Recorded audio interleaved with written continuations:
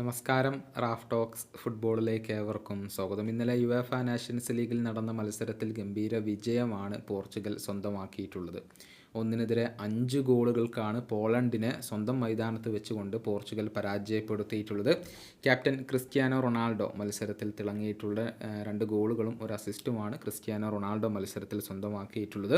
അദ്ദേഹം നേടിയ ആ ഒരു ബൈസിക്കിൾ കിക്ക് ഗോൾ ഇപ്പോൾ ഫുട്ബോൾ ലോകത്തെ വല്ലാതെ അമ്പരപ്പിച്ചിട്ടുണ്ട്. ഗോളുകളുടെ കാര്യത്തിൽ മാത്രമല്ല, അസിസ്റ്റുകളുടെ കാര്യത്തിലും ക്രിസ്ത്യാനോ റൊണാൾഡോ ഒരു പുലിയാണ് എന്ന് തന്നെയാണ് അദ്ദേഹത്തിൻ്റെ കണക്കുകൾ തെളിയിക്കുന്നത്. ഇന്നലെ പെഡ്രോ നെറ്റോ നേടിയ ഗോൾ റൊണാൾഡോയുടെ അസിസ്റ്റിൽ നിന്നായിരുന്നു പിറന്നിരുന്നത്.